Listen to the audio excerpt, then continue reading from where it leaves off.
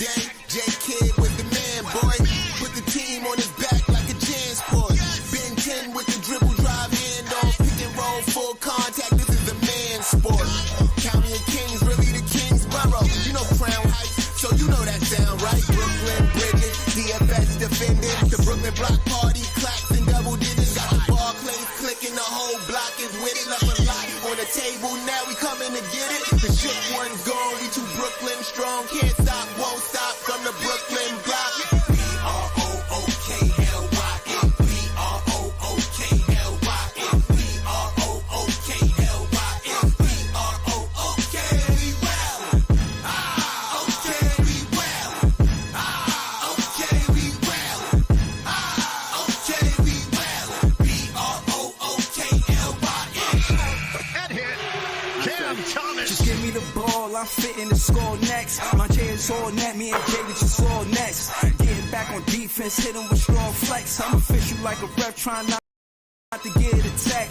And we go hard on Brooklyn, that's a promise. Watch me like a Cam, cause it's my time. Make you watch me like a Cam, cause it's my time. Switch, they can't guard me, especially side the Barclays. Spin between crosses, I can score with both hands. Midi flawless, and I get to paint like an artist. I'm a Smith, so you should respect my handle. I see the big picture with the Nets like a mantle. In the future, I see us as champs too. And when we do, I'ma do a Brooklyn dance move. The stir that or Millie rock like a fan do. That's a bet like my parlay on FanDuel. B-R-O-O-K-L-Y-N, B-R-O-O-K-L-Y-N, B-R-O-O-K-L-Y-N. Got a choice every day. Yo, Nets fans is the best fans. It's Big Fan Breezy with the Brooklyn Nets vlog. We got Brock Work and Claude Smith on the early check-in. Like, share, comment, subscribe. See, but y'all already know Claude Smith coming in hot, talking a lot of this and a lot of that. Brock Work on him about these Knicks fans. Listen, man, he talking about Knicks haters, bro. What are you even talking about, bro? He says, I'm sure that the Knicks haters that are Nets fans. No. I'm not a Nets hater. I mean, I'm not a Knicks hater. You know what I mean? I can't let that slide. I can't let that slide. I seen the game and I gave credit where it was due, but like I said, you a Knicks and a Net fan, Claude Smith. Keep it real. Don't try to make it seem like we haters because we ain't a Knicks fan. We just rooting for the Nets because when we was in the playoffs, they wasn't rooting for us. They was rooting against us. Did you know that? You know, all of these Nets fans that want us to root for the Knicks, don't y'all know that the Knicks fans was rooting against us when we was in the playoffs? Don't come on, Claude. Why are you trying to start the show with that, man? Why you gotta do that? Then he goes, I'm gonna get to your comments in a minute, man. Shout out to you. Word. But word, I think Claude Smith be on both pages. He be on Knicks pages too, man. Keep it real, Claude Smith. We cool with it, bro. I got a podcast that I do with a Knicks fan every week, man. I've been doing it for 3 years, man. It's all good, man. I understand, but don't make it seem like we haters because you want us to be a fan for them but we not. We ain't fanning for them. I know I ain't. You know, but I recognize what they were doing. They hooping, you know what I mean? But like I said, I ain't here for none of that. I was coming here to say that KD should have stayed with the Brooklyn Nets if all he was going to do was leave us and get swept. KD could have did better playing alongside of Cam Thomas. KD should have never left. He should have ended his legacy with the Brooklyn Nets. KD should have never left. That is his karma. His karma is leaving a place where we wanted him to call home. All right, stop. Why are you going from here to there to here to there? Work things out. You know what I mean? Work things out. You say now you somewhere saying that, yo, I wish I would have worked things out. You should have never left us. Never left us. Jonathan says those Suns picks are a potential gold mine, and Brooklyn could enter 2025 with 80 to 90 million in cap space and 10 first-round draft picks. Thanks, KD, for giving us options. Yeah, appreciate that, KD. Facts. You know what I mean? But it is what it is. At the end of the day, he got swept because they got outplayed as a team, and it's a team game. And regardless if you think that your teammates are better than these teammates, or these players on this team are better than them, and you a good player, so you could play with them and it'll work over there, you can't duplicate chemistry. And pieces be leaving. So the chemistry really be different because the chemistry gotta be different if players is leaving. They ain't got eight in there. They got Nurkic. Nurkic wasn't there. He just got there. Is he putting up the same numbers Ayton was putting up? They was talking all that trash about how Dayton was trash, and now look at Nurkic. Is he living up to expectations? All these players that's supposed to be better don't necessarily be better. That's what I'm trying to say. Brockwork said KD looked out. He gave us what we needed, not what we wanted. Okay, that's what's up. Jonathan Scott agreed, said at Big Fan Breezy, at this point, having KD longer wouldn't have worked because he just wants to play basketball and not be a leader. Unfortunately, leadership is important for championships, not stats. Cosmo said KD should have never left the Warriors. I won't debate that. He should have stayed with the Warriors. That's a fact. That's a fact.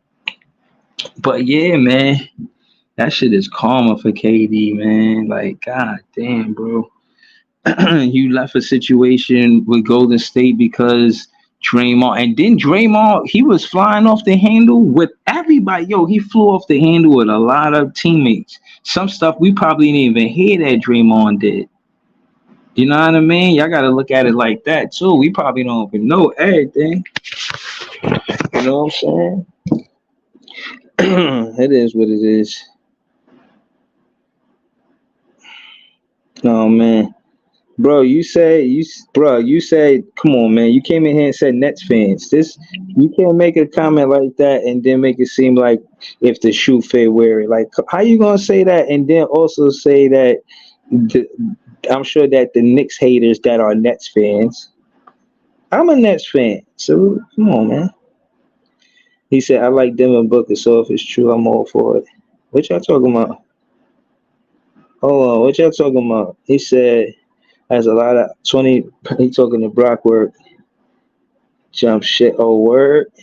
He said, trying to reunite with Claxton and, Cal and CJO, please. Oh, man. All right, man. Listen, these playoffs are exciting, man. I'm not going to lie to you. But I just want to keep talking about that sweep, man, because everybody acting like it's all good to just lead the Brooklyn Nets, come here, say what you want, do what you want. And for what it's worth, KD played good basketball while he was here, though, man. I can't hold you. I'm kind of mad he ain't worked it out with the front office, yo. I ain't gonna lie. Word. But damn. So what happened yesterday? The Lakers, I know before I got back, the Lakers survived. They won one game. But they play at Denver the next game. I don't see it going past that. Maybe I'm wrong. Maybe it's just me.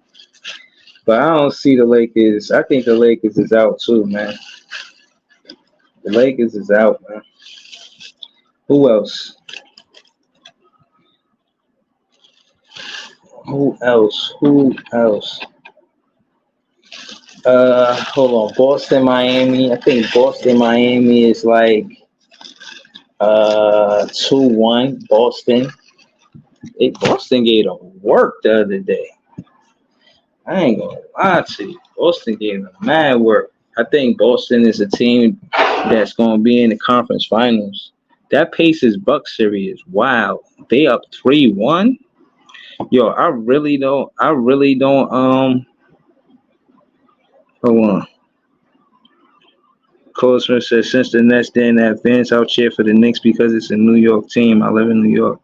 All right. I'm just saying I ain't a hater just because I ain't rooting for them. I ain't mad at you for rooting for them, but them fans is different, man. We must know different Knicks fans. Knicks fans that I know, they be bing bong, this extra shit, man.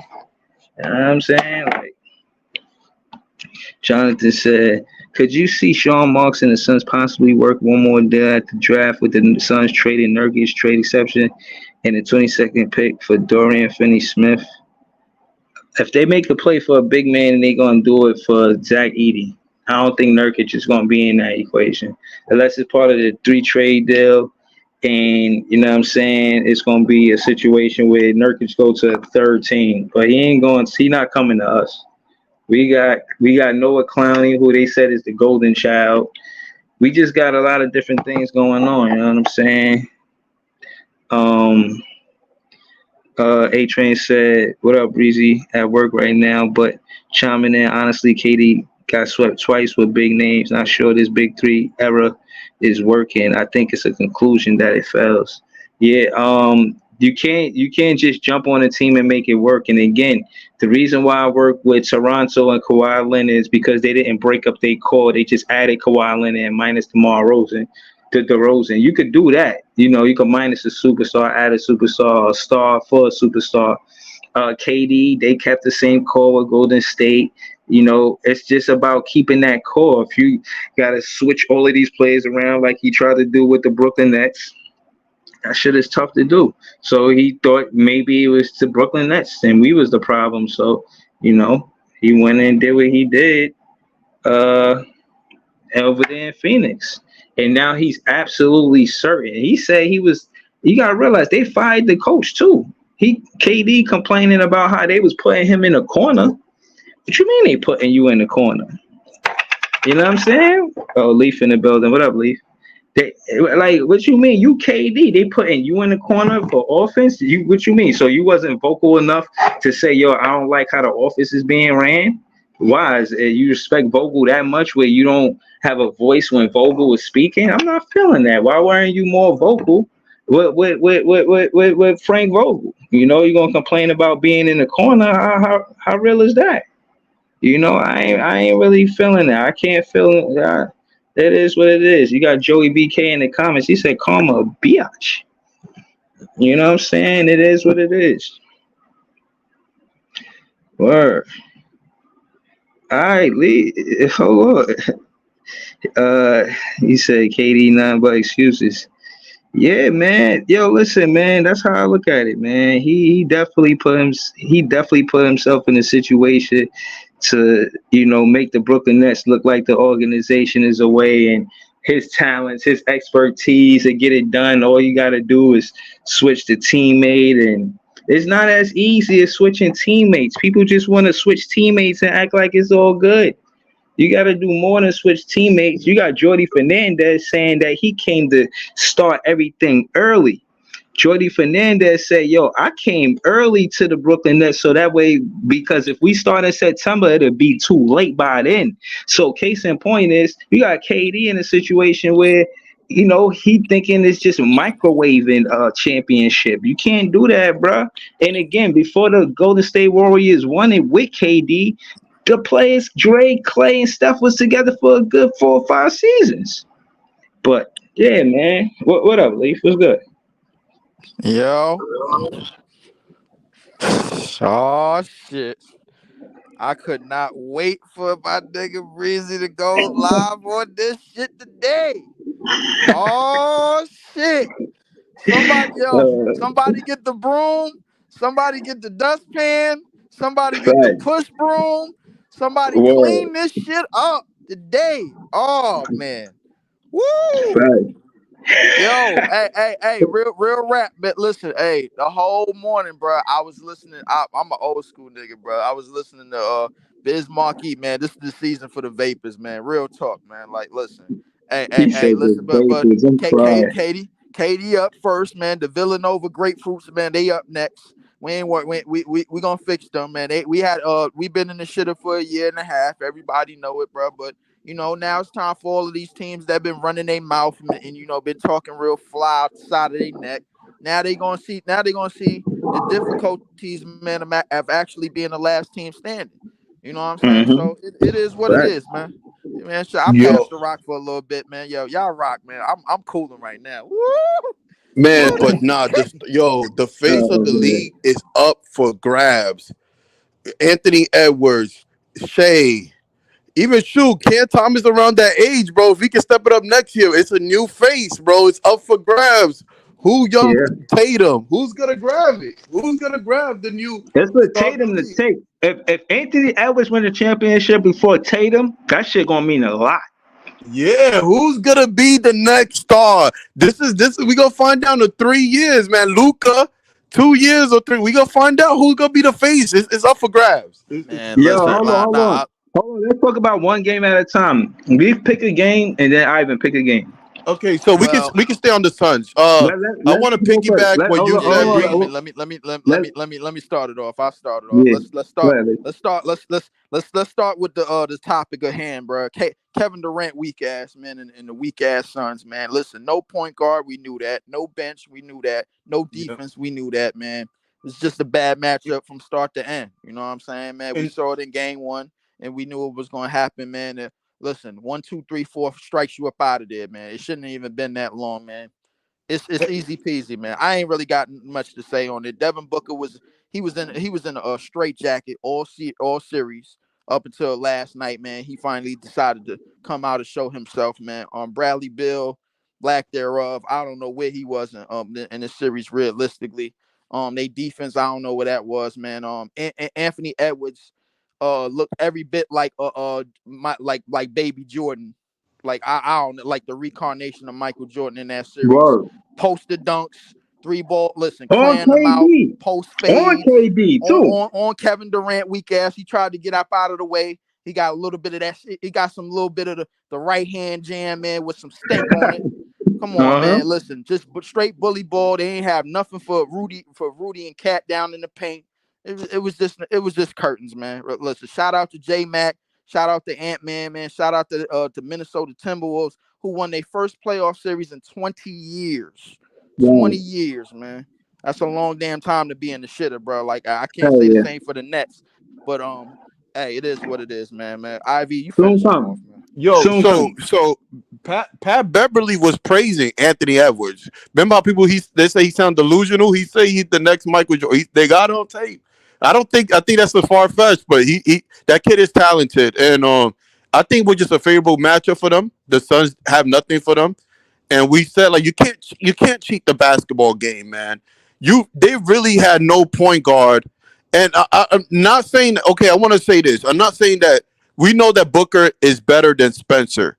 But when Spencer came, it was the same issue. Putting players at the point guard that don't have no business being there. Even basketball, even jobs, everything has a pecking order. And the Suns try to cheat that. It try to cheat the game for me. I mean, that's how I feel. I feel like I'm with you, Ivan. When we looked a few streams ago, we looked at the roster. They had one point guard, and that was Isaiah Thomas, and they didn't give him no minutes. Like, you need a point guard. Like, I don't need a plumber to be a piano, to play the piano. You know what I'm saying? I don't need somebody, you know what I mean, that play the violin to change my tire. You know what I mean? Like, you need specific guys to do specific things. And when you just try to, I don't know, just plug and play everybody, you can't do that, bro. Yeah, and the problem with a lot of this league too, because they all practice together for summertime, and not everybody, but a lot of them. You know what I mean? And the problem is, I feel like they try to play this friendly, just pick up anybody instead of picking up what complimented you more instead of like homie basketball. Like, and that's the thing. That's just a recipe for disaster as we see. So that's a fact. That's a fact. So okay, that's the Suns, man. It's a wrap for them. They out of here. What any other playoff series y'all want to talk about? Oh man, Shea is so what I learned from OKC. The first game, OKC was nervous in the first game. They was they took once they took the jitters off, man. It was smooth sailing for them from there. So that's what you guys think about the OKC Pelican game? OKC sweeping. Yeah. I'm gonna just be short. It's a short soliloquy. I feel like OKC got too much firepower, and again, I second guess the coach for letting CJ take that last shot instead of Brandon Ingram. And again, you Facts. see teams in the playoff teams, sometimes they pull away in the very last moments of the fourth quarter, like the Knicks 76ers series. It's not about keeping it close. It's about who win the game. So even with the sweep last year, they was talking about with Denver and LA. They was like, oh, the Lakers only lost by a margin of 4 points, even though it was a sweep. Like, who gives a fuck? You know what I'm saying? Like, they lost every A game. Broman is a Broman. Right. I don't want to hear that shit, bro. Stop making excuses for these sorry niggas. Pack them up. Yeah. I ain't making no excuses. I think they done after the next game, but I think that's even Tuesday. what y'all speaking on the That's Lakers, but I Tuesday. do want to speak on the Lakers, which you right, Breezy. But the thing I can say is like you can see why Lakers are more competitive because they actually have players that can pass than the Suns. No. I wasn't speaking on the Lakers. I was trying to make a point about Okay. it's not just about keeping it close. The good teams keep it close. The great teams know how to win in the clutch. Right. So that being said, OKC, I just don't see the New Orleans Pelicans having enough to beat them for 7 games. I don't. Nah, What's Pelicans the are. they got them up 3-0. Is it a sweep? What happened with that? It's 3-0 right now. Well, they 3-0. they got one more game to wash them off, bro. That's it. Send them to That's the tonight, sunset. right? That's tonight. Is it Yeah. tonight? Yo, John, what up, John? That's John on the Hey, panel. what's What's good, going on, John? Breezy? Shout Hey, out to what's up, everybody here. John? Yo, listen, let's all just give KD a big thank you, man. Thanks for all the picks. Thanks for all the future cap space. Have fun in Cancun. Yo, Nah, man. send them But brochures, man. Send the KD a brochure. nah, listen, guys. Anthony Edwards made. In all fairness, I'm not gonna say he's the next Michael Jordan, but he's got Michael Jordan mentality. That dunk yesterday, he could have freaking rammed KD all the way to half the continent at that point, man. That was awesome. He's definitely a future of basketball for sure. You saw what he told. You saw what he told Anthony Edwards on John. Carl Anthony Towns. I'm sorry. You heard what he told Carl Anthony Towns? No, what did he say? He said, "Bro, you got to stop fouling." I told him to start fouling. We're gonna win the fourth game. That's the only way we're gonna sweep the Suns. And I was like, "Wow, that's leadership." You can hear it in the post. They both had the post interview together. Edwards may have not been perfect in that series, but every shot that he made, you felt the emphasis, you felt the rhythm of the game changing, and even hurt the guy twist his ankle again. But you know what? He just rubs that off like it's a salt wound. He just continues doing what he has to do to win. I honestly think they have a chance to upset the Nuggets. I mean, everybody's saying the Nuggets are a very tough team, but Jamal Murray, he's got a calf strain injury, and that could potentially play a factor in that next series. I think the Timberwolves have a lot more depth than Nuggets do. I think it's going to be a very tight series, more so than I think people were anticipating. Yeah, I think it'll be more competitive. I ain't gonna lie, you sound like you've been running yourself, man, getting some jogging work in, man, because the Minnesota, you're absolutely 100% right about the Minnesota Timberwolves, and I think this is the deepest team, and this is the most equipped team to take out the Nuggets. However, I agree. However, I think the Nuggets. I think the Nuggets' best basketball still hasn't been shown yet. Oh, right. I think their best basketball still hasn't been shown yet, which is a dangerous team for a team that's trying to repeat, and which is a dangerous team that knows that they can win it all at any given point. You know? Right. So Minnesota still got a ladders to climb. They still got trials and tribulations to get through. As with the characters that they got, man. Rudy is playing his best basketball. Hold on. I wanted to say this to what you said, Leaf. I think to what John said. I think the Minnesota Wolves, they're gonna, like Wolves do, they're gonna find that weak spot and they're gonna attack it. I think they attack Jamal Murray early and often. And what's really going to be important is how long it takes Denver to get to the second round. Right. Because Denver, because Minnesota already in the second round. If the Lakers steal this game, not to say that they are, because I don't think they will. But if just the fact that the Minnesota Wolves is getting more rest, and that would make Jamal Murray have to play immediately right after rest, like no rest. Just, you got to get into the series right away because Minnesota is waiting for the winner. I agree with you. I got the Wolves. I got the Wolves still in one of those home games from Denver that first series, bro. Listen, I think Jaden McDaniel.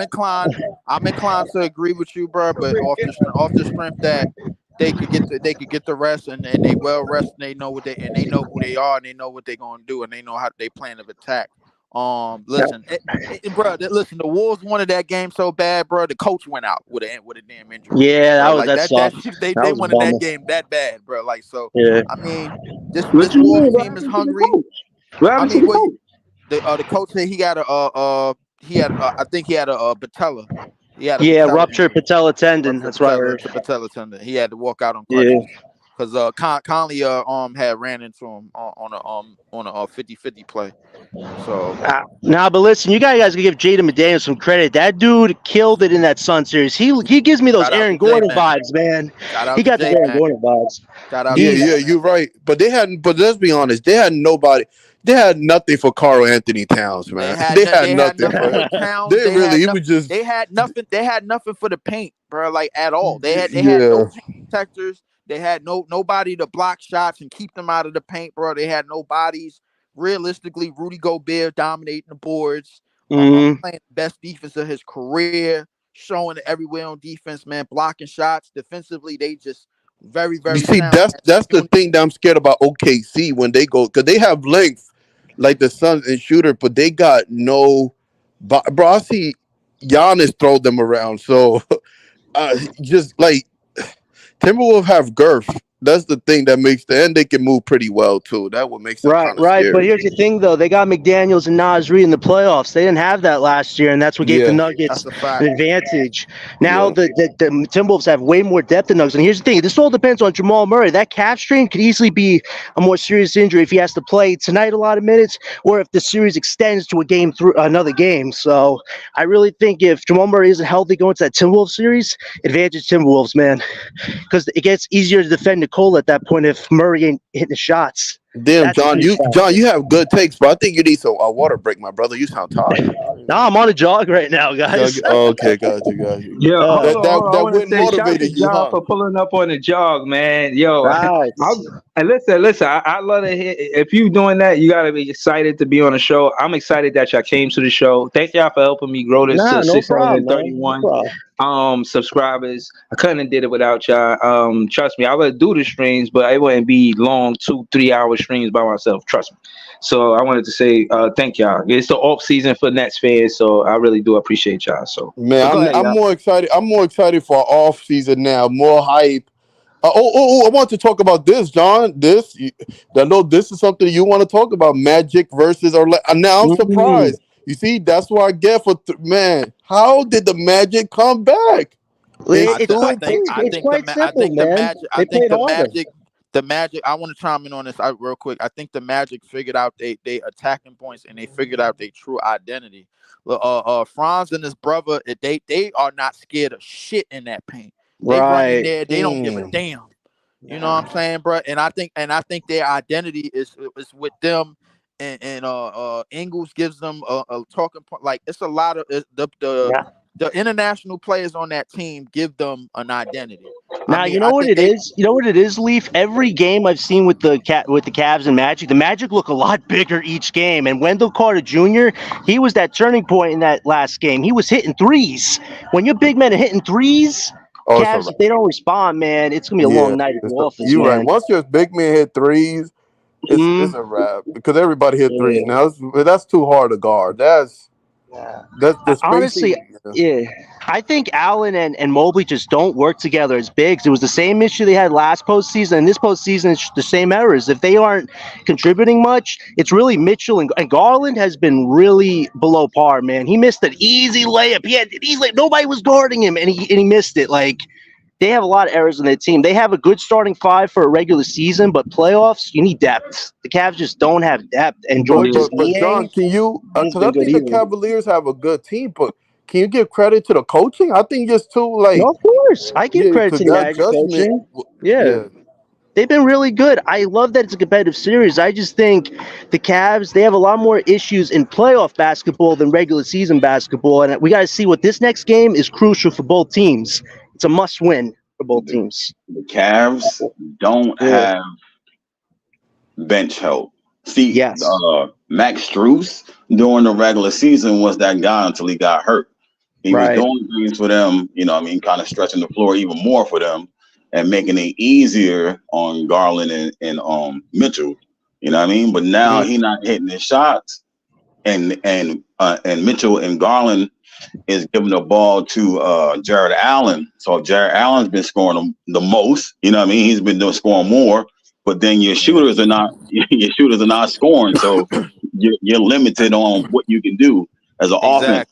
Orlando has been playing better defense too. You know what I mean? Jonathan Isaac been causing havoc. Yeah, big time. And he not at the 5 no more. They putting him in the spots where he's supposed to be. When you don't have to take, he's on a perimeter a little bit more, but he still could block shots around the basket and keep players away from the basket. Defensively, they very sound. They running the right lineups. They figuring out as this series go along what their advantages are and what their strong points are. You know what I'm saying? And getting back to what you said about Cleveland, I think the front court is playing better between Allen and Mobley, but the shooters ain't there. That's the problem. They perimeter game ain't there, bro. What are you getting from Strus? What are you getting from Garland? What do you like Donovan Mitchell? All right, if he see the game going left, is he gonna start jacking up a whole bunch of shots and start trying to take over the game himself? The thing is, the thing is with Cleveland, they panic too quickly. They got the same problem the Pelicans got. They panic too quickly. Donovan Mitchell get in this mode where he get down, but Orlando go on an 8-0 run. Oh, hell with this, yo. I got to go out drop 30. No, you don't. You got to just stick to the game plan, stay the course. Right. So hold on. Leaf. Let me ask you a question because you said that. Do you think Nets fans should still pursue Donovan Mitchell from what you've seen in this playoff series? I mean, it depends. It depends on what the rest of our team look like. I think the thing with Donovan Mitchell is That's that a good question. Does he make it out this series? To y'all opinion, because y'all don't sound like Cleveland fan to make it out the series. We'll see, man. I can't make I a don't know, man. That momentum. You know what's crazy? I have the Magic winning. Matter of fact, hold on. I got a better question. Do y'all want Donovan Mitchell on this team if he can't make it out the first round? I mean, I don't want him I don't want him for a trade and giving somebody up. If we could get him and we got money to get him, I'm like, okay, we got money to get him. The reason why I wouldn't want him, Breezy, because I feel like if you can't win with that roster, how can you win with our roster? That's how my mind works. You know, I don't know how. Ivan, that's a fair take, Ivan. I would just say this though: if they somehow don't get out the first round, I think getting Mitchell this season, if he has to be traded, is a bargain. No Cam Thomas is on the table. I'll tell you that much. He's off the table at that point. And if they don't want what the Nets want, fine, then trade him somewhere else. But I think really Donovan Mitchell has control over his fate if they can't make it out the first round. I don't think the Cavs have control after that. I really don't. Yeah, you want if Donovan Mitchell don't make it out the first round, Eskimo, do you want him on the team still? Yeah, I would still want him here if that's where he wants to come, and I'm gonna tell you why. Right, as you look at the pieces, right, of what he's doing with that team, you can say he could do the same shit with this team. Now, I'm gonna say Mikal's better than Max Strus. I think Bridges is better than Max Strus. Yeah, I agree. Right, you know what I mean? Right? Mm-hmm. So I'm like, all right, you got that help, and hopefully Cam Thomas is off the table. So you got extra. That's where I look at the extra help from what he's dealing with right now. They won the first 2 games, and now they don't know what to do with Orlando. So I'm like, with the pieces on this team, he would be better off in that type of mode, in that type of setting. Like, you know what I mean? Like, he ain't got that makes sense. I said, he ain't really got no help. It's like the same fucking team when I look at him, it's like the same team, but he took them that far, and I'm like, all right, you did what you can do. You know what I mean? Like, where's everybody else helping you when you in this situation? And it's, you know what I mean? DG not showing up like that. He been an all-star. You know what I mean? He not showing up. So where's his help? Right, exactly. It's not over yet, though. It's not over yet, but I see that. I'm gonna be honest with you. I don't like how they share the ball. I don't like their chemistry. They look like they don't have. They complement each other. It just look like both of them are big time scorers, but they don't play off each other like a duo. You know what I mean? Yeah. Right. So I think he's out of there, but I think Miami might win it before us, though. I think the thing with Allen and Mobley in this particular series, to stay on the Cleveland part, the thing is they complement each other defensively, but offensively they don't because they Yes. occupy the same areas. The Right. thing is, it's like when you No, when I'm you talking have about a, when you Mitchell and Garland, not Mobley and Jarrett, but Mitchell and no Garland. Mitchell and Garland, they occupy the same areas too because the thing is, in a half court set, they get most of their shit from the perimeter. It's not like, all right, Donovan Mitchell is eating in the mid range and eating getting everything 15 feet in, and then Darius Garland handle all the 3-point shit, and then you got Mobley to space shit out consistently, and like Mobley and whatchamacallit, basically they one and the same. They defensively they apply the same shit, and offensively they apply the same shit. It's just You're like right. you know what I'm saying. So and Mobley and whatchamacallit is the same. The reason why Cam Thomas is not equivalent to these niggas is because Cam Thomas could get his shit 15 foot in. He's going for the midi first before he go for that 3. You get what I'm saying? So the thing is, Donovan Mitchell is the more the game gets out of hand, the more and more Donovan Mitchell starts getting away from the basket and going more towards the 3-point line. Right. That's the problem. So Donovan Mitchell's a beast, though. I'm not gonna lie. He be the one that keeping him in the games. They said him and DG never worked together. Period. You know what I mean? They trying to figure it out, but they can't. And I'm telling you what, they said when I was watching, like I said before, they're better with Donovan playing point guard. They do better when he's at the point and DG is either off the court or, you know what I mean, they switch out. And you know what I'm saying? Donovan's on the bench. He runs point better because he can get people in rhythm and where they need to be. Now DG is a point guard, but he's like a scoring point guard, like you're saying, Breezy. He gonna go for his buckets. He gonna give Jared Allen a dump off here, dump off there, but he's not really getting the team involved like that. And that he's not looking for the pick and roll. He's looking for, all right, if they double me, I know what to do. He's one of those type of players to me. Right. Yeah, you're right. Nah, but Leaf made the most sense. He's not looking to pass though. Right, but Leaf made the most sense. Garland, Mitchell overlap each other. Mobley overlap each other. You don't need guys that constantly overlap each other. You need guys that bring difference. Yo, I think John jogged way too far. I think listen, he jogged out of the Wi-Fi. Yeah, he jogged out of the Wi-Fi. He said he dropped out of the Wi-Fi. Here's the thing, bro. Like with Donovan Mitchell, I'm not losing sleep if we don't get Donovan Mitchell, man. The thing that I want for our team, I want to get to the point where Cam Thomas, bro, like can affect the game, bro, without scoring 15 to 20 something points. If we can get to the point, bro, like with Cam Thomas, what can we do if Cam Thomas is not scoring?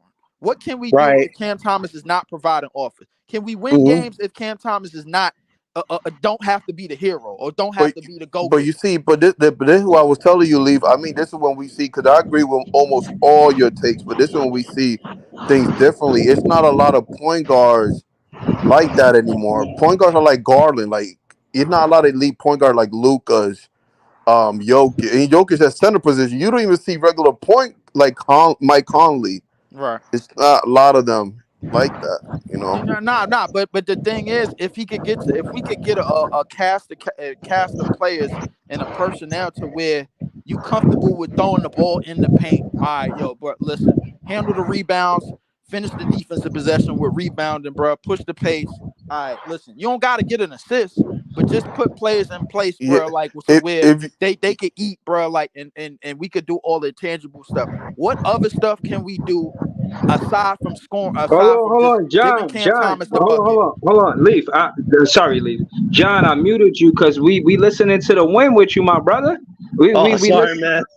yeah. So when you come back on and when you stop running or something, just say something then. But other than that, we catching the win. We just hear it in the audio. Gotcha, man. I'll keep it on me while I do what I gotta do. All right, I'll listen. All right, cool. All right. But listen, I think when we finally get to the point where Cam Thomas doesn't need to put up 25 to 30 something points for us to win, bro, that's going to make the difference between how we are as a team and then how we are as individuals.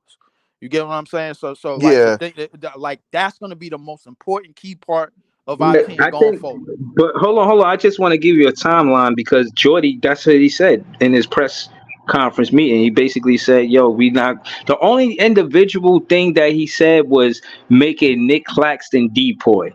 So you could tell he cares about that side of the ball more than he cares about the offensive side of the ball. But I only said that to say, I think that is the trajectory of what the coach wants from the team, to focus more on the team than the individual stat. But that being said, naturally, without him exuding so much energy, Cam Thomas naturally going to give you 20, 25 points without working hard, without breaking the sweat. He gonna give you that, bro. So you ain't even got a trip like we. But case in point is, yeah, I agree. He shouldn't be the only option. I think because we couldn't go to Lonnie Walker because of health on the bench, that shit hurt us. We need Trendon Watford stepped up on the bench, but we do need, I think, 1 or 2 more shot creators. But yeah, I want to definitely say 1 more, maybe 2 more, but definitely 1 more. Yeah, I agree. And the thing is, what I'm seeing, either we get. Because what I would hear from Jordy, and this is just my interpretation of it, if we definitely got to run our offense to if we get Zach Edey or Clowney, because he said that's the new face of the league. He's right. I mean, Sacramento do it. They're running through Sabonis, Jokic, and them do it. Draymond Green and these is all facts, man. And the thing that I see for us becoming like that type of team is that everything is going to start with Cam Thomas drawing a lot of defense on the mid range, bro, because they're going to play that.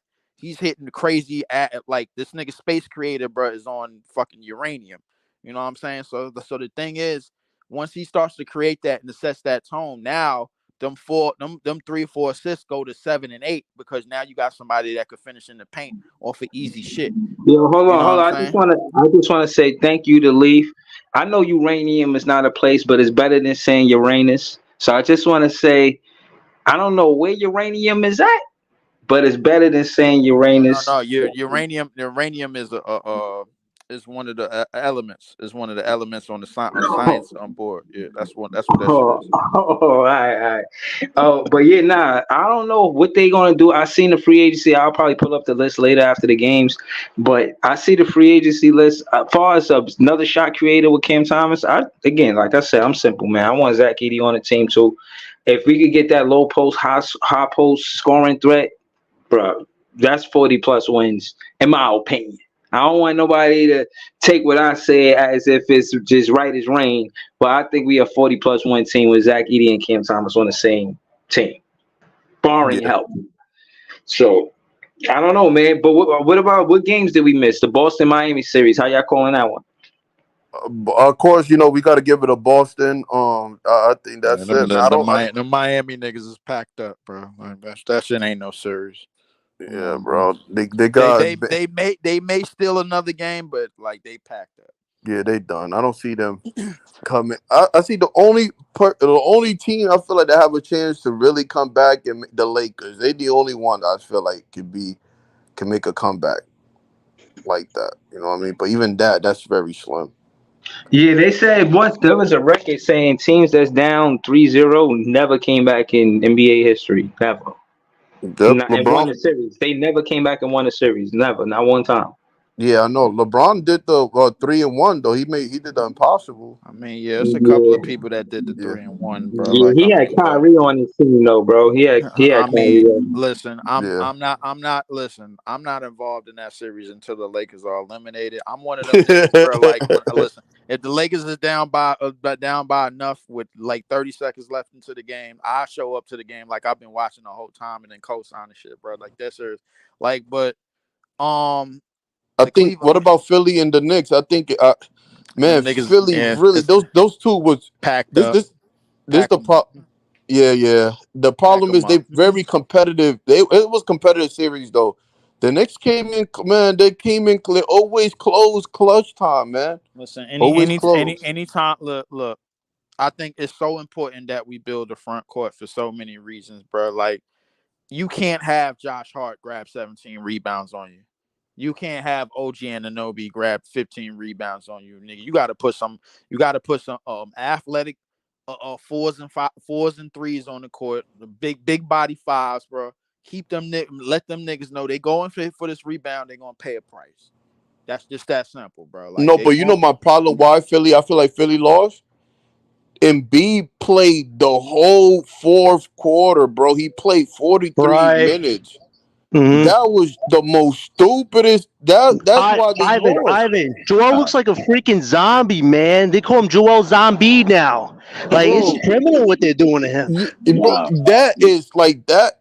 That was stupid as hell. Yeah. Like Because I'm gonna be it was real the right. clear. I'm It gonna was be the, real clear about what I've seen because listen, like some of these series, bro, is just coming down to a lot of injuries, bro. Like unfortunately, but that's why the Villanova Grapefruits, bro, and the Indiana Pacers are not impressing me with what they're doing. They're not, Mm. bro. Like like they playing they playing teams that are basically beat up and don't really have they go to see. The thing is that like you'll hear a Knicks fan come up in here to talk about we ain't got Mitchell, we ain't got Randall, bro. Like yeah, y'all didn't have him, y'all still went 20-3 with OG and Anunoby. So like it didn't really mean anything. Bro, those injuries are not key injuries. The Milwaukee Bucks lost 3 key players. They lost 3 key players. They are cooked, done, finished. Yo, Get bro, them out of here. hold on. Before we go, because I gotta get ready to go soon. What does this say about Dame Lillard? I mean, the first round in the playoffs, he get injured. He got traded to the Milwaukee Bucks so he could have a playoff run, and he's not even healthy to get through a 7-game series in It, the it, first it, round. Game it's time is it, over, bro. yeah, it's an Achilles injury. So like Yeah. yeah, it's same time. That clock is solid, Nah. bro. Like I always found it long time. questionable why they wanted to pair Giannis and Dame. They just seem like guys that complement each other at all. I mean, they didn't really even do much pick and rolls this season. So even if they were back for the series, I don't know if they could win it all, man. They just don't have chemistry. Like you need guys that actually want to play together. And Dame looks like he wants to be in Miami right now than be That's what in. he that yeah that's what it Yeah. is. Dame don't really want to be there. He wanted to be in Miami the entire time, Hmm. and now I'm seeing why. Because if Miami have him other than Terry Rozier, right. you would probably see a different Miami team than what you're seeing right now in this series. Right. But yeah, Right. right, let's right. listen. I think listen. I want to talk about top 10. One of the greatest playoff games I ever seen in my life yesterday, bro. And that was the Clippers versus Dallas. It was just a whole lot of contested buckets that was being scored on that court, bro. Like That series. Oh that my That god. was crazy. listen, damn the series. Damn the series. That was that game 4 was one of the greatest playoff games that I've ever seen. Facts. PG took it back to Indiana on them niggas. Yo, bro, I was I'm so telling hyped, you, bro. bro. I told, bro, Kyrie couldn't do no wrong, bro. bro, Kyrie made a layup over 3 defenders. You thought it was Yo. 2K. Like, That bro, that what? defied gravity, man. That shouldn't happen under Kyrie normal made a game gravity. out of Kyrie made a game out of that all along. Luka was kind of mid this series. I ain't gonna lie. That 29, 10, and 10 that he had is foreshadowing, bro. Guarding James Harden is gonna get him tired. But we Oh said, hold on, man. Lee, something that we said is like, because James Harden has a better chance of guarding. They can't guard each other, but James Harden has a better chance of guarding Luka than Luka have a chance of guarding James Harden. He's just too fast. Fair point. Fair point. But That is a fair point. But but and James Harden is showing Luka every day. Listen, you ain't the first person that was doing 60-point triple doubles, brother. and Leaf, back to your point, Leaf, that you said that I think Gilbert Arenas, you was listening. Now let me stop. Kawhi. Sitting Kawhi out made a difference. He should not have been out there. His health. Kawhi shouldn't have never played in this series ever. Not Yeah. one time. He ain't because the thing is, the Clippers have figured out what game plan they want to run without Kawhi. They had a whole month to figure it out because he's been injured since early March, since like early or mid March. So they had a whole month to figure out what type of game plan, what type of plan of attack they wanted to run. In game 1, you saw it when they went inside with Zubac for the first half, and then Harden finished the first half off, and then PG finished the rest of the game off. In game 4 yesterday, you saw PG get hot the entire game, and then James Harden finished him off. So the thing is, they understand what type of plan of attack they want to run, and they understand, bro, that Dallas team, bro, like as talented as they are, and as talented as whatchamacallit is. The thing is, the key thing is to get Luka to play defense. That's the key thing to wins in this series. Get Luka to play defense, and then the game is all on Kyrie. And then we all seen Kyrie could make a game out of it. But listen, when PG and James Harden is basically turning back the clock to Indiana and Houston, bro, there's nothing you can do. And Yeah. The old guard still has some life left in it. I told people about James Harden's skill set. I'm telling you, I've been watching James Harden forever. So even I predicted when James Harden went with Embiid, I knew it wasn't gonna work. James Harden does not work good with like players that don't play below the basket. Like he would not work good with Adebayo. He would not work good with Embiid. He would not work good with Giannis. He would work good with Claxton. He will work good with Right. Zubac, Zach Edey, people that go straight to the basket, pick and roll. That's James Harden's strength because he can That now. is his strength. That is his Now strength. he can attack you anywhere. Like he was like, all right, now and he gonna be aggressive because he controls the offense. Yeah, No, Ivan, you're fully right, man. I'll tell you what I saw yesterday. That was the James Harden of old, the vintage playoff guy, not the guy Because because James Harden does have this problem. He refers like a lot. If he played with Durant, if he played with Kawhi Leonard, if he plays with like star players, because he's a point guard first. But he feel like this is kind of his team, so he's aggressive. Right, and aggressive James Harden is a dangerous right. man. But this is the most important playoffs series of James Harden's life, because at the end of the day, if he doesn't win this season, I don't know how he can realistically do it anymore. Yeah, he got to go all the way. This is the it. last time. Now or never, man. Now or never. It's Harden time. I agree, Facts. John. Mm-hmm. But what a series, man! What a freaking series! Who Right, so hold on, nobody. I'm not going to ask y'all to call it because y'all. It sounds like it's too tough to even call. We'll just see what happens. So we got OKC beating the Pelicans. We all agree on that. We got Denver beating. We got the Denver Nuggets beating the Lakers. We got the Celtics beating Miami. Knicks and 76ers. The Knicks is beating the 76ers. That shit is a wrap, bro. Unfortunately. Okay. Am I missing one? I feel like I'm missing a game. Pacers versus Pacers and Bucks. Pacers and Bucks. That shit is a wrap, man. They got too many injuries. Yo, is Bobby Portis gonna get suspended for slapping somebody or no? Like, I think he already got kicked. He already got kicked. All right. Yo, I want to ask y'all this. Let's talk. Y'all want to wait to talk about the second round, or y'all want to still wait? I wanted to continue. Well, before we do that, I wanted to talk about like the fact that the Clippers, even though they was up 31. I'm not giving them too much breathing room for winning that game, even though they did manage to close that game out. The dangerous thing about that Dallas team is you cannot let them stay in the game, because if they stay in the game and they stay in striking distance, nine times out of 10, they're gonna pull that win out. They got lucky yesterday because Luka was in foul trouble early. He had 3 fouls in the first half. Right. So the thing is, when you put Luka in a box where and he's in foul trouble early, now the game is really on Kyrie, because everybody else is gonna panic. Like Luka gets everybody easy shots, but because he's looking for a lob, he's looking for a lob to Lively, he's looking for a lob to Gafford, and looking to get Derrick Jones open. Athletically, they supporting Cass is giving you something, but outside of that, Tim Hardaway Jr. is trash. Kleber ain't really giving you that much.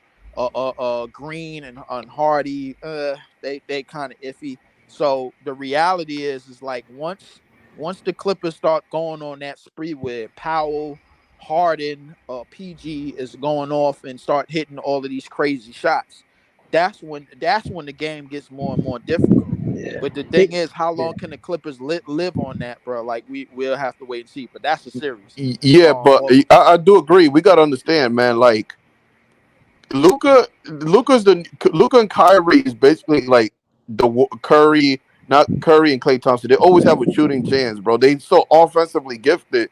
They're always in the game, no matter those are one of the best ISO players, arguably, in this current era. I mean, so they always in it. But what a good series, bro. I think let me break this breaking news right here, right before I boogie, bro. Yo, what's good, bro? Breaking news was good. Yo, Stephen A. just said that Devin Booker wants to come to New York, bro. That's not proven, though. He didn't have a source. I don't think he gave any sources, though, for that, so I'll take that with a grain of salt. Right now. The food back for the fridge, for the empty fridge? I'm not giving them nothing. I'm not giving them nothing. Let they monkey asses stay in luxury tax. Just No, like but wait, we did. easy. I had a trade proposal. What do you think? They have the 22nd pick, the last draft pick this summer. Would you be tempted to give them Dorian Finney-Smith for that pick to have a shot at Edie, man? I'm putting it out there. Considering we already done business with them, we kind of cleared all their assets out. Let's get one more. What do you think? Hell yeah. Sean Marks has become their give up bookie. Dorian Finney-Smith, man, maybe I'm liable to give up. Who would you guys give if Booker tried to come to Brooklyn? What would you guys do? Will y'all say yeah, or like what would you guys do? I'm curious. If they don't, I put it to you this way, bro. The package that we have for Trae Young don't seem too bad for me, but at the same time, what we're trying to build is chemistry, so we don't really need anybody. I don't think we really need any free agents on a star that's on the star quality that's basically running on their own merit, because the thing is, you want somebody that's gonna fit in. You want somebody that's gonna basically you could plug in areas and fill the spots that we need. You know, sort of like the playmaking and the defense, that type of thing. I don't think we like in terms of scorers, bro. Listen, Cam Thomas, bro, like is not that far off, like in terms of shot creation, in terms of scoring, from Devin Booker and from Donovan Mitchell. He's not that far off, bro. He just hold on. So let me ask you. So let's Cam Thomas, number one option or number two option for the Nets next season? He's gonna be the number one. He's gonna be the number one option, because the way that if we build the team the way that I'm talking, the way that I think that we're gonna build it, like he's gonna be the one drawing most of the attention. So that 3-4 assist is gonna turn in. That 3-4 assist is gonna turn into 6 and 7, bro. Because now you got somebody that you have to worry about diving to the basket and getting easy dunks and easy layups with a possible Zach Edey. So defensively, I think we should be solidified. Cam Thomas is going to have the ball in his hand primarily, most if not all the time. And once we start to get our system together, bro, he's going into the direction of a combo guard. But he says 2 guard, obviously, but he's going to have the ball in his hands almost similar to how point guard duties is run, because his shot creation is basically playmaking within itself. That 3-4 assist is going to turn into 6 to 7 to 8 on given nights, bro, like depending on how lethal our inside game is and how we could get a lot of easy inside buckets and off of him drawing the defense out with his shot creation, because we already know he could hit some out of this world shit. You know what I'm saying? So like I think it starts with him. Now in terms of having a shot creator off the bench and somebody that could basically provide that off the bench, Hold on. Look. Coach Ed said, Coach Ed Glad in the Amazing World of Sports. That's his YouTube page. Y'all can subscribe to his YouTube. He said, hit that like button. Only 5 likes so far. That includes y'all on the panel too. So please, man, hit the like button, y'all. Copy. Yeah, definitely. But the thing is, once Cam Thomas once we start sharing the ball as a team, Cam Thomas 20 to 25 points. It ain't gonna come in 30 minutes no more. It's gonna come in 20 minutes, and then he could be able to chill and do other shit. Because now, once we already know he could get 17 points in a quarter. We already know he could get 8 for 9. Or like when we don't have no system, can you imagine what he's gonna look like when we finally get a system? When we finally get the X's and O's, and when he finally gets to the point where he could take one dribble and come off the screen and shoot, as opposed to dribbling the defense down and basically getting his shit ski mask way. Could you imagine what he looks like in the system? I mean, yeah, I seen some of that with the pick and roll with Nick Claxton, but that the difference is between Claxton and Zach Edey is that Clax can create his own offense. If Zach Edey is in the post creating his own offense, then you're going to get, again, y'all got to remember from this, not last season, but the season prior, Cam Thomas became the best catch and shoot player on the Brooklyn Nets, and he was number 10 in the league. So if Zach Edey is drawing double teams, he giving Cam Thomas easy catch and shoot situations. Right now, he getting it out the mud. You know what I'm saying? He getting everything out the mud now. Know what I mean? So yeah, I just think that interior presence, force, Yeah, that shit is gonna make us a 40 plus win team. That'll make him getting everything out the mud and ski mask way to basically going straight to the penthouse, or to where you taking one dribble to score. You taking one dribble to get a dime. You taking one or two dribbles and somebody is up the court for a lob or a layup or a easy open three. You got Mikal in the corner where he likes to be for open corner threes. You know what I'm saying? Where he shoots a good percentage over there in each corner and good 40% in corner threes. So he doesn't have to do much other than play defense and then fill the blanks. His job is easier. Now you got a system.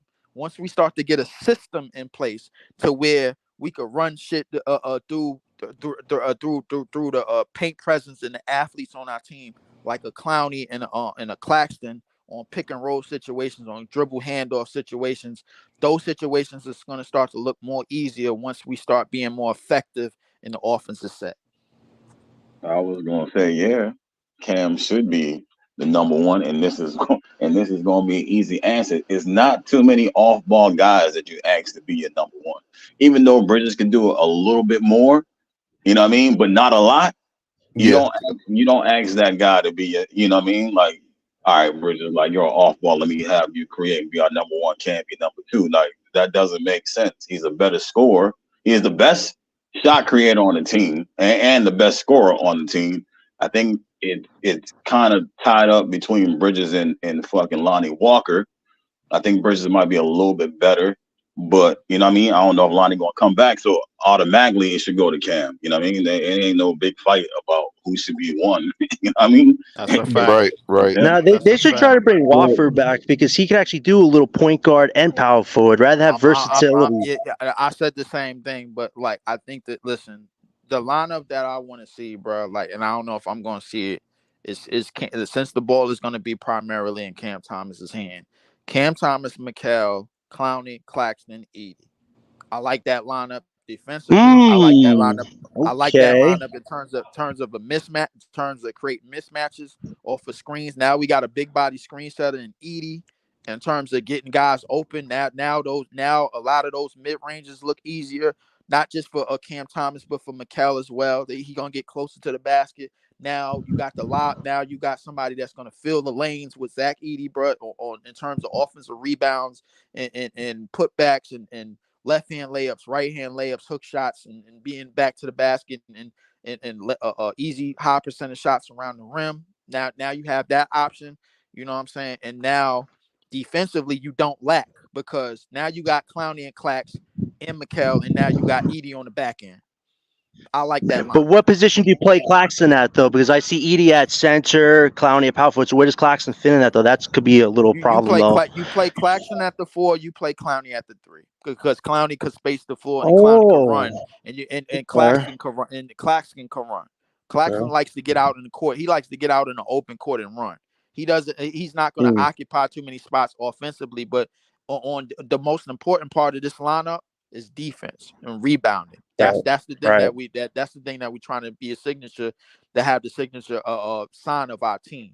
Defense and rebounding. Now with Clowney and Claxton, there's nothing easy defensively. Now they could switch from basically 5-1 on anybody. Now you got basically 2 6'10" dudes that can move their feet, that could play the 4 to 5, and then you moving Clowney to the 3 for basically because he could shoot, he could stretch the floor. He's not hesitant on his shot.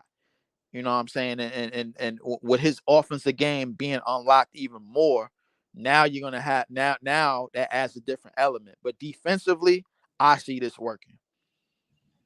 No, it could be fun. I mean, at the end of the day, the Nets do need to experiment more next season. I mean, 2025 is when they can really start making more moves as far as this season goes.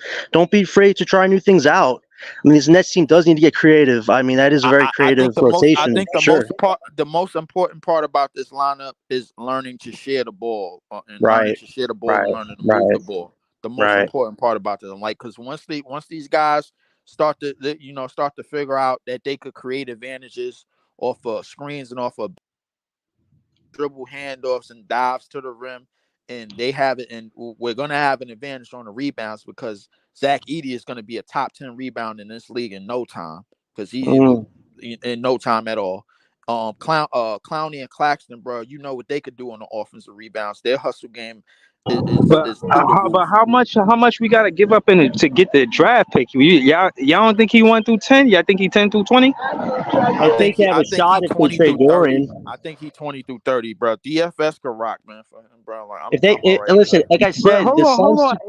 If this draft is so trash, how is he going so late in the draft? I don't know, bro. Like here's the thing. They drafting off of more potential. They not drafting off of like the 7'4", 300-pound big man that's skilled around the basket, but and they thinking he clunky and slow. They don't really they looking for the draft is still looking for speed and athleticism and shit like that. They're not like the thing is they're not looking for a 7'4", 300-pound mammoth taking up space in the paint and being the centerpiece of a draft. You know what I'm saying? No more, bro. Like if he was 7'1" and like 250 or something like that, then and can move a little bit better, I ain't gonna lie, this would be the number one pick. You wouldn't hear me talk about it. But the fact that he's 7'4", 300 pounds, and we could use him as somebody to play drop coverage because we'll have Clowney and Claxton, bro, covering everything out on the perimeter and switching in and out and helping on the weak side. So now you got 2 6'10" dudes helping on the weak side and in the passing lanes, and they both like to run. And you got Mikal, who's still a solid defender as well. He played, I think too, he played all 4 years of his college career. So usually when you play 4 years, you automatically get pushed back. You know what I mean? You don't get drafted as high because they like, you know what I mean? It took you that long to develop. So, you know what I mean? You got Jalen Wilson type shit. You got a second round or low first. You know what I mean? If we're going, and plus what Lee said. So all that packed in one, they're like pushing you back just because. You know what I mean? Not because he ain't dominant, but like that. They got all these factors in there, and you gotta be the right GM to say, you know what? Fuck it, I'm about to pick this big motherfucker right here. You know what I mean? Sit him on the bench type shit. Get him on the roster. But everybody gonna slide on him, like Lee saying. If they got a little skinnier dudes, what dude named Donovan Clingan, skinnier, a little bit quicker, you know what I mean? They gonna probably choose him. You know what I mean? Type shit. Yo, listen, I don't know if y'all can hear me, but I don't watch enough college ball to say who should be in front of Zach Edey. But the dude went to the NCAA championship, bro. I don't see how he can get overlooked to be in 28 through 30. I had him a top 10 pick, bro. I ain't gonna hold you. And hold on. Into Era Black TV, I don't know how we get those off contract. Me personally, I don't want them on the team. CJ and Ben Simmons, I think they'll free up a lot of cap space and give us a lot of room for us to actually get pieces that Jordy Fernandez want.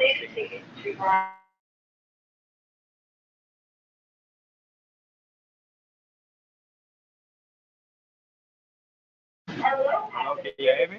As a reminder, the Hudson Bergen Light Rail is equipped with four series. I got a lot of background noise, so if y'all want to keep going, y'all can keep going. I'm gonna have to hit the screen. Please.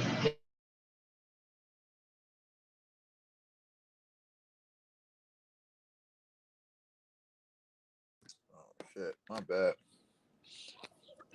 Yeah, I can't hear you. Can y'all hear me? Yeah. But it sounds like you staticky a little bit, but I can hear you. Oh, all right. Well, hold on. Sound like you in the river now. Right. Yeah. I'm on my way to the city, so I was I usually in the stream a lot of the time, but I see y'all was going off, so I ain't want to end the stream. But I'm gonna be back tonight. You know what I'm saying? It'll be more quiet in the background. You know what I mean? Yeah. No doubt. Shit. I'm gonna try to cause a couple who played tonight? It's like 3 games tonight. Yeah, 2 series tonight. Yeah. I mean, listen, all I'm gonna say is who played tonight? I think Orlando played tonight, and I think the Pelicans. No, tomorrow. Orlando and Cavs are tomorrow, man. Okay. They Tuesday. So the Pelicans play tonight. Yeah, Pelicans, OKC, and I think Celtics and Heat. All right, that Pelican series should be over with, and then and Lakers and Nuggets. Those are 3 series. I think that's it tonight. Right. I'm looking for the Nuggets to get rid us from this this crime that's going on in the league, man. So I'm like, I mean, just hurry up and end this shit, man. Like I understand that Jamal Murray had a calf injury, man, but finish these dudes off, Right, man. but it's hard to take down a king, man. You know, he's gonna compete till he has nothing left. So I it's mean, it's impossible. easy. I mean, come on. If it was a real king, then I say that. But it's a Burger King, bro. Like you could take him down. You could take him down, no problem, bro. You just gotta get out of your own way, bro. Like stop letting the league dictate, man. What's going on? Y'all dictate the game. Go out there and play Denver Nuggets basketball. They haven't played their best basketball yet. They need No, to. it's a fair point. They need to start asserting themselves and stop getting down early in these games. Y'all dominated this team for 11 straight games, man. Dominate. This team don't even belong on the same court with them, man. Let's come on, man. I told you, man, not having Bruce Brown was a big loss to them, man. He was that Swiss Army knife who could do anything for that team if they needed it. Now not having him, Nikola and Jamal, the workload does get bigger. So let's see if they can take care of business tonight, cash their ticket, and get ready for a blockbuster match against Minnesota, because that's going to be a dogfight. Yes, straight up. Yes, it is. Championship out, man. And I think Denver, they better be ready, man. They can't continue to play lackadaisical like they've been playing, man. They need to be ready. Oh, sure. man, if Ant-Man takes down Nikola, man, whew, that would be a story. And he's only 22 years old. Imagine taking down KD and Nikola in 2 series straight at 22. How many guys in the league can say they've done that? He got a good team, though. Like that team is no slouch. They got a good ass team. Facts. Yeah, no. Y'all right. I agree. I just wanted to chime in and say, do y'all think we're gonna see a Wolves Celtics championship or no? Ooh, that'd be fun. That would be a lot of fun. It's possible, but look, I am going to wait until the Orlando Cavs series is over, right? To give my because I think Orlando is slowly starting to figure out who they are. Like I think this is we are witnessing the plight of the NBA, of the new version of the NBA front courts, in terms of like what can your five man do for you? How talented is your 4 man? How athletic is your 4 and your 3s? You know what I'm saying? So like I think we're starting to see what an NBA front court can do and to help you win a championship. And I think this is what we need to try to duplicate coming into next season. And to me, once we get Zach Edey, it's no brainer that Zach Edey, Claxton, and Clowney should be in the starting lineup. No ifs, ands, and buts about it. They definitely got to get bigger as a team. I'm telling you, if the Nets don't get an actual center, they really can't ever contend again. You need that big man. That's an equalizer. You don't have an equalizer, Cam Thomas' job gets a million times harder, and he's still so young. But the idea is not to burden him with another season of 40, 50 a night just to stay competitive. How about win 4 or 5 games straight with hard-earned team play, not just one guy doing it all? Like, I want to see that next season. That'd be a win for the Nets. That'd be a win. Yeah, Jody said this team is about results. So I know, you know what I mean? As much as we may not be competing for a championship next season, we definitely should be making the playoffs. But right, but here's the thing: the quicker you build a formula, but here's the thing: the quicker that you build a team structure and a team formula, listen, your path to a champion, it shines a light a whole lot brighter. Specifically in the Eastern Conference, bro, because where teams is basically, somewhat outside of Boston and outside of Boston, basically teams is kind of one man in it. Not and no disrespect, and with all due disrespect to the Villanova grapefruits, let's be honest, bro. Like without Jaylen Brown, bro, that team is like literally it's come on, man, come on. Like, you could do all the hustle that you want, bro. Like, you gonna run into a team that you can't out hustle and that you can't out physical. And I think we need to make the strides to becoming that team.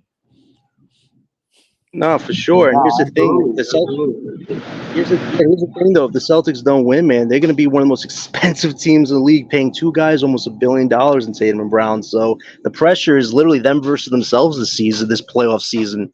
Either they step up and finally get it done, or they go into the offseason looking like one of the worst what-if championship teams. Like, they have the pressure on them. I'm not worried about the Boston Celtics, man. They about to listen. As far as I'm concerned, they've gone. If that happens, then they're going to be in the same luxury tax boat with the Phoenix Suns, bro. Like, it was about to pay $200 million to 3 players almost, bro. So I mean, we don't care about them. I'll tell you this: if the given that the East is so wide open, I could see the Nets use that cap space, potentially go after 2 stars, not like huge stars, but to stay competitive, see what happens. And if things don't work out, they still have all those picks if they don't use them, and you could sell those stars for more picks and still have a longer rebuild. So the Nets could do that route too. Like, they don't have to just do an all-in move in 2025 either. They could just try to competitive, build something, see what happens. Not go one way too far though, because you need all your options. I'll put it to you this way: if the lineup that I basically put out there, if it works basically with like key players and just chemistry and just building off of that, then you basically got money. The money that you got to spend is basically to extend the contracts of the players that have been working their ass off, bro, like since day one. You don't have to exert that money to basically stars that are coming from places and still searching for a place to call home, but they don't know how to. They don't really understand how chemistry works because they bouncing around from team to team, and they're not. And the ways that they provide wins is the same way they provided wins from 3 different places. You see the same thing that you see from Cleveland Spider, from Utah Spider. What's the difference? What is he doing out? What is he doing outside of his scoring and outside of his threes and outside of the 60 or the 70-point game? That's going to contribute to winning. What is he going to do? We were like, because we say the same things about Cam Thomas, but the thing is, Cam Thomas is looking to make those strides because he's in a setting where he's like, you're going to get somebody to hold him responsible. You know what I'm saying? When you get guys to hold certain players responsible, like a Kevin Ali, or like I think we're in a perfect place right now because a lot of the talent that we drafted. Like 20, we talking about Cam Thomas in the 20s, Clowney in the 20s, Claxton outside of the lottery. These guys got something to prove in terms of how they can help the team win. What other things they can provide. They're not thinking about it like, yo, all right, man, listen, I gotta be Dame Time, or I gotta be Spider, or I gotta be this or that, the third, man. You don't have to be that. You just gotta be. Be with the team, contribute with the team, bro. Do the other things, man. Play to your identity. You can still play to your identity, but do the other things as well. Yeah, hold on. I just want to answer a few of these questions. D-Rock said we should care about the Celtics if they lose Jaylen Brown as a distant possible trade target. His bag is wild crazy, and if he don't win with the Celtics, I don't want him on the team. I really see him retiring as a Celtic, him or Tatum. So I'm gonna say no to that. Eric Black TV said, I don't want D Mitchell or rely on superstars again. I'd rather stay with a youth movement and make moves in summer 2025 to start to develop the core future. Follows up and says, is Cam Thomas and Claxton part of the core going forward into the future or not? Or is it one or none? I think it's both of them. I think both of them are part of the core. I think the coach, Jordi Fernandez, made it clear that Claxton is priority. Cam Thomas, in 2025, Cam Thomas, we're going to need to extend him in 2025. So that's 2 off-season moves. I know that got to happen. So Clax first, Cam Thomas the season after. But this season, I think we just get into the draft and get Zach Edey, and then we'll build from there. But going forward with the lineup that Leaf said, I'm not going to lie, it's a good lineup. It's a good lineup. I still don't like Mikal Bridges at the 2 because I don't think he could self-create. But we got 2 self-creators with Zach and Cam Thomas. I like it more than I don't, especially with a big man presence of Zach Edey. Otherwise, I couldn't have Mikal Bridges at the 3, but at the 2. But I'll say that, yeah, because it's not him over Cam Thomas, it's putting Cam Thomas at the 1. So I won't even go back and forth with Leaf about that. So yeah, because have Cam top point. But again, man, I hold Mikal working on his game. And for what it's worth, I seen a picture with Finney Smith, with Jalen Wilson, Mikal, Cam Thomas. They look like they was all chilling somewhere. So this is the first time I see Cam Thomas chilling with the Nets players. And I thought it was interesting because we gave a lot of flack to Mikal Bridges for chilling with the Knicks players, but he wasn't chilling with the Nets players. So now you see a picture with him chilling with the Nets players. So maybe he'll come back with a handle and he'll come back more focused next season, but we'll see. I'm going to close out, though. Yeah, I'm going to close out. I'm going to be back later tonight. I want to say Fun podcast, guys. Have a good day. All right, likewise, man. Get that cardio in, man. Of course. Yeah, so shout to all y'all. Shout to working out and staying healthy. Shout to, I'm saying, Iceman, Lee, John, Ivan, everybody that be pulling up. So I just want to let you know that I appreciate y'all.